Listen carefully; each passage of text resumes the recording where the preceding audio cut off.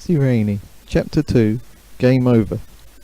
A tinkle of breaking glass emanated from a high window, hardly piercing the surrounding tranquillity. Glorious midday sunshine radiated on frosty melting snow, bathing this grey apartment block on the outskirts of Chamonix with golden light for the first time this April. The small watercolour lay tilted on the skirting board, surrounded by fragments of glass. In both ways it was a melancholy scene, an impressionist forest sunset with a small black blob in the foreground, vaguely reminiscent of a crow, a painting now 50 years old and damaged in a moment's inattention. Along with the apartment and all its contents, this tableau belonged to Laurent's aunt, who had temporarily gone to the city, somewhat unwisely leaving him to take care of the place. Corinne sat down sheepishly and recovered her breath. She was quite flushed, both from exertion and the embarrassment of having knocked the picture from the wall like a fool. The bubbly Japanese skier girl's "Game over" sound sample was met with silence, while Laurent checked the damage, slowly picked away the rest of the broken glass from the frame, and replaced the picture inside its dusty rectangular outline on the wall. Corinne apologised, but Laurent was not especially concerned. He never liked that slapdash daub much, and the few flecks of paint that had crumbled off seemed to improve it anyway. He didn't know much about art. A moment before, Laurent and Corinne had both been running and jumping around like excited kids on E-numbers, competing in a virtual skiing race on their recently acquired Yay console. They had enjoyed it more than either cared to admit, but had suddenly felt the need to become grown up again following the picture incident. With recent advances in nanotechnology and the silicon allotrope that brought about Silicon 2, there had been dramatic improvements in the performance of domestic IT equipment, and as such prices had drastically tumbled for suddenly obsolete machines. No self-respecting kid wanted last year's Yay console anymore, so Laurent snapped up this machine with a bundle of games, sensors, cameras, remotes, guitar, light guns, adapters, dance mat, steering wheel, surfboard, joypads, a yoke and 2 microphones for a song at a brocante, a fraction of the asking price only 6 months ago. Neither he nor Corinne had hardly clapped eyes on a video game since they left school 6 or 7 years ago, so Laurent bought it as a cheap alternative to Easter eggs, which neither enjoyed these days. He figured they might get some mileage out of one part or another, and even including the cost of a new picture frame, he still did well. Ski Mania was great fun for a while. Both were astounded at how much games technology had come on since they were teenagers, even if the games themselves were near identical to those they so fondly remembered playing as very young children. Now much faster on a larger screen in eye-popping Super HD, with super stereo, the shh of crunchy snow sounded just like people actually skiing by. Then again, the window was open and occasionally there were people actually skiing by, but the surround sound was very realistic nonetheless. The irony of virtually skiing while in Chamonix was not lost on Laurent, who, now the sun illuminated the apartment, was keen to get outside and experience some actual reality, with extra added fresh air. He urged Corinne that she should do the same, to which she unenthusiastically agreed. She would join him in 20 minutes at the Tabac, where Laurent intended to pick up a local paper. It was strange to think so in this day and age, but he was old-fashioned at times. With that, Laurent walked away, fiddled with his handheld email device, and returned in his blue puffer jacket, woolly hat and boots.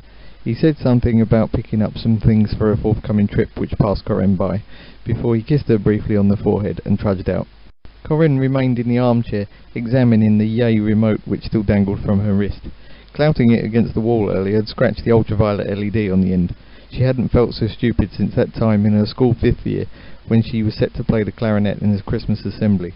She was supposed to be a level 8 virtuoso who knew Bach like the back of her hand. Yet with all her rehearsals and polishing the chrome levers, she had forgotten to include the mouthpiece in her case when the big moment arrived.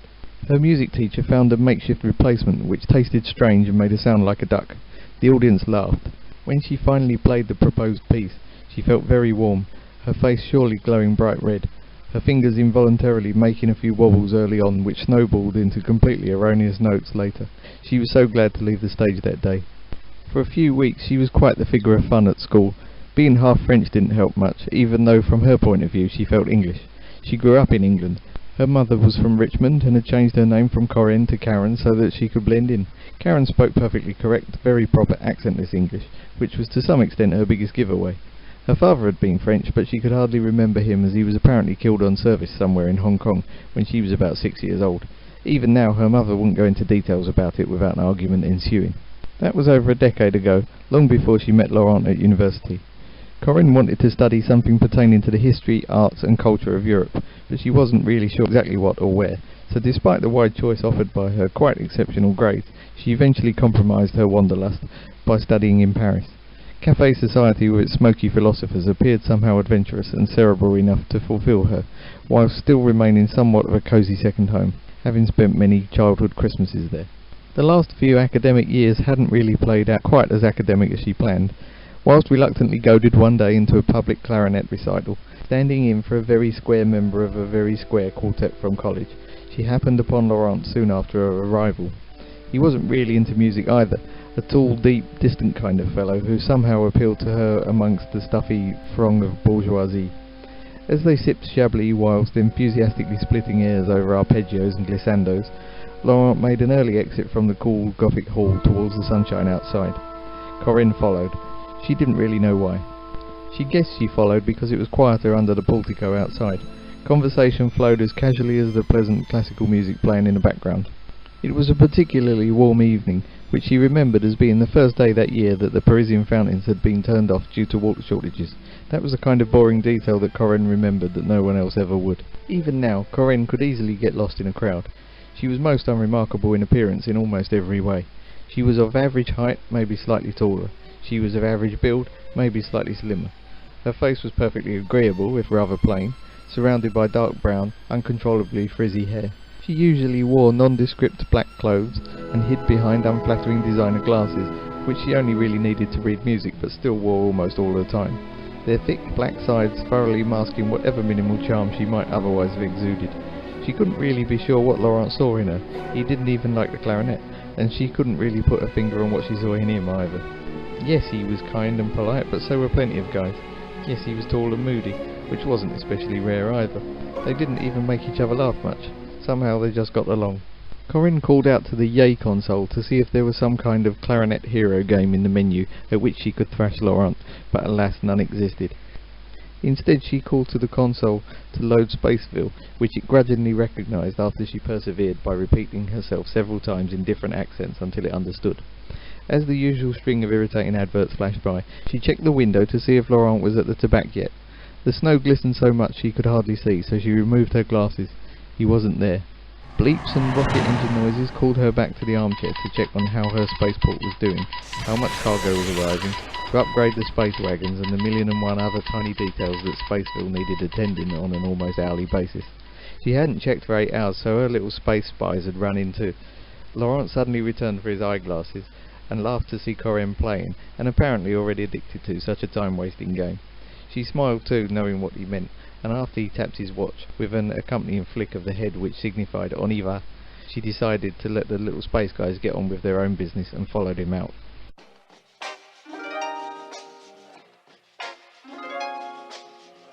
At the Tabac du Manoir, Corinne pulled up a stall at the bar and ordered a hot chocolate. Laurent bought his morning's Gazette Rhône, and apparently impulsively an XII scratch card. Squinting at the tiny wording on it, he crossed to a quiet corner and sat down. Left stranded at the bar and somewhat bemused, Corinne followed him to the tiny round bistro table for two. She took his scratch card, which depicted a single panel from a comic strip that didn't seem to make much sense to her, as he browsed the Gazette rather rapidly, apparently searching for something in particular. Moments later her drink arrived, along with a few coins in change. As she was about to scratch the card, Laurent snatched it from her and placed it neatly in his wallet. "You don't gagner if you don't gratter," she said, pointing to it. "It's for later," he smirked, and folded the newspaper over into a manageable size around one of the main articles. The photo showed a French peasant who had been gathering pissenlits at the foot of a valley in Lesterel, and had discovered a car wreck that nobody seemed to realise had been there for 2 or 3 weeks. An appeal followed from the gendarmerie for witnesses or anyone with information relating to the incident, which was unusual even on such perilous virage. Furthermore, it described the victim as being some sort of ecological marine scientist from the Languedoc region, near Montpellier. "I have to go there," Laurent said.